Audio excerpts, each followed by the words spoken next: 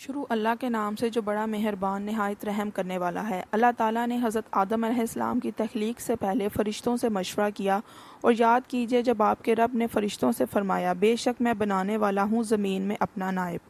اللہ تعالیٰ کا فرشتوں سے فرمانا کہ میں زمین میں خلیفہ بنانے والا ہوں، معاذ اللہ ان سے اجازت طلب کرنا مقصود نہیں تھا، بلکہ صرف مشورہ طلب کرنا تھا، اور وہ بھی احتیاجی یا لا علمی کی وجہ سے نہیں، کیونکہ اللہ تعالیٰ کسی امر میں کسی کا محتاج نہیں، بلکہ مشورہ طلب کرنے میں حکمت یہ تھی کہ اس میں فرشتوں اور خلیفہ کا اکرام پایا جائے، کیونکہ رب تعالیٰ کا فرشتوں سے مشورہ طلب کرنے میں فرشتوں کی عظمت شان واضح ہوتی ہے، اور خلیفہ کے متعلق مشورہ کرنے میں خلیفہ کی عظمت بھی واضح ہوتی ہے، اور اس کی تخلیق سے پہلے ہی اس کا نورانی مخلوق میں ذکر ہو رہا ہے۔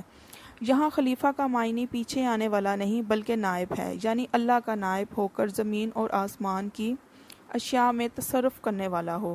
نائب بنانے کی ضرورت بھی اللہ تعالیٰ کو نہیں تھی، وہ محتاج نہیں، بلکہ جن کی طرف خلیفہ بنانا تھا ان کی طرف محتاجی تھی۔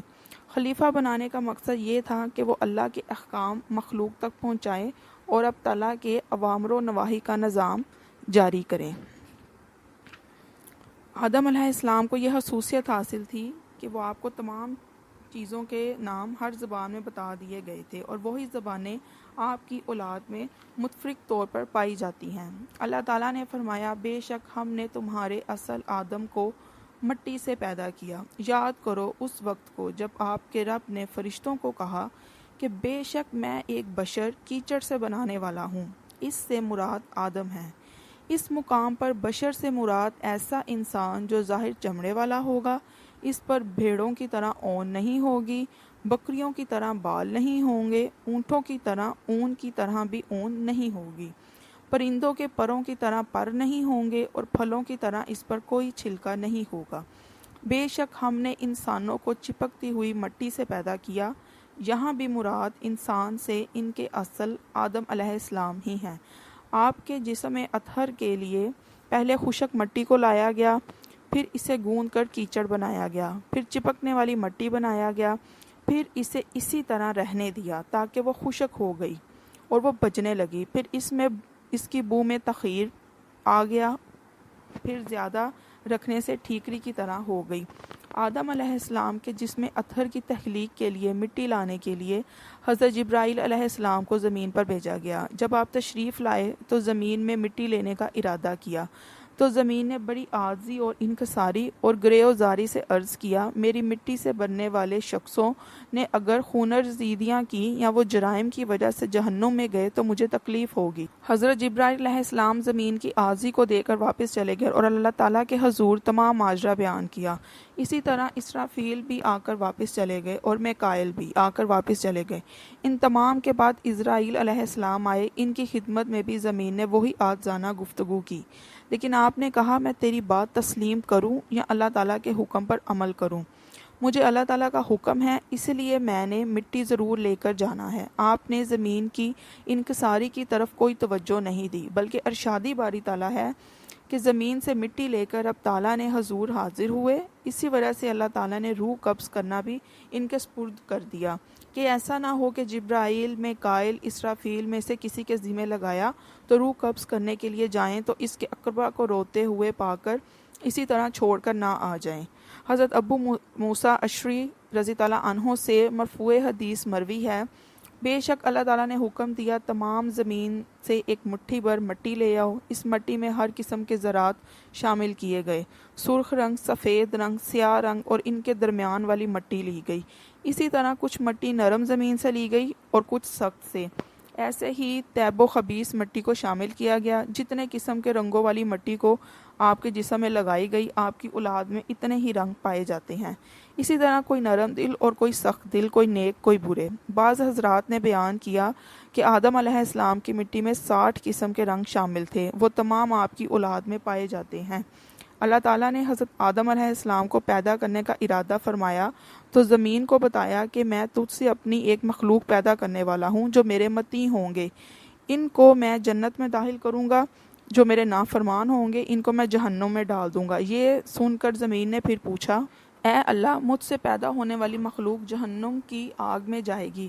رب تعالیٰ نے فرمایا، ہاں، تو میں زمین اتنا روئی کہ اس کے رونے سے چشمے جاری ہو گئے، وہ قیامت تک جاری رہیں گے۔ حضرت اسرائیل علیہ السلام جب مٹی کو لائے تو انہیں اللہ تعالیٰ نے حکم دیا کہ صفا و مروہ پہاڑیوں کے پاس رکھ دو، یعنی وہاں رکھ دو جہاں آج کل کعبہ شریف ہے۔ پھر فرشتوں کو حکم دیا کہ انہیں مختلف پانیوں سے گارا بنائیں۔ پھر اس پر 40 روز بارش ہوئی، 39 دن تو غم و رنج کا پانی برسا اور 1 دن خوشی کا۔ اسی لیے انسان کو رنج و غم زیادہ رہتے ہیں اور خوشی کم۔ پھر اسے مختلف ہواؤں سے خشک کر کے کھٹکنے والی مٹی بنا کر اللہ تعالیٰ نے خود اپنی قدرت کاملہ سے آپ کے قالب کو تیار کیا۔ فرشتوں نے کبھی ایسی صورت نہیں دیکھی تھی، وہ حیران ہو کر اس کے ارد گرد پھرتے تھے اور اس کی خوبصورتی پر تعجب کرتے تھے۔ ابلیس کو اس کی خبر ہو چکی تھی، ابھی تک وہ مردود نہیں ہوا تھا۔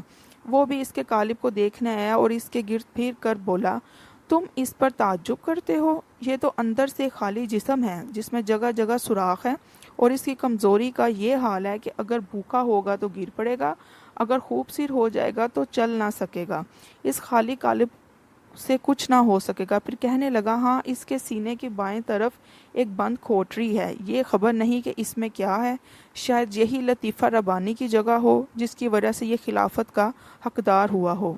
اللہ تعالیٰ نے روح کو حکم دیا کہ اس پر قالب سے داخل ہو جا اور تمام روحوں میں پھیل جا۔ جب روح قالب کے پاس پہنچی تو جسم کو تنگ و تاریک پایا، اندر جانے سے رک گئی۔ بعض روایات میں آتا ہے کہ جب نور مصطفیٰ صلی اللہ علیہ وآلہ وسلم سے وہ قالب جگمگا دیا گیا، یعنی وہ نور آدم علیہ السلام کے پیشانی میں امانت رکھا گیا۔ اب روح آہستہ آہستہ داخل ہونے لگی، ابھی سر میں تھی کہ آپ کو چھینک آئی اور زبان میں پہنچی تو آپ نے الحمدللہ پڑھا، اور اللہ تعالیٰ نے اس کے جواب میں یرحمک اللہ کہا، اور اللہ تعالیٰ نے فرمایا، اے ابو محمد، میں نے تمہیں اپنی حمد کے لیے ہی پیدا کیا۔ جب روح کمر تک پہنچی تو آپ نے اٹھنا چاہا لیکن آپ گر پڑے کیونکہ روح ابھی نیچے والے حصے میں نہیں پہنچی تھی۔ اللہ تعالیٰ نے فرمایا، انسان جلد باز پیدا کیا گیا۔ پھر روح تمام جسم میں جس طرح پھیلی گئی، آپ کو حکم ہوا کہ فرشتوں کو سلام کرو۔ آپ نے کہا، السلام علیکم۔ فرشتوں نے جواب دیا، وعلیکم السلام۔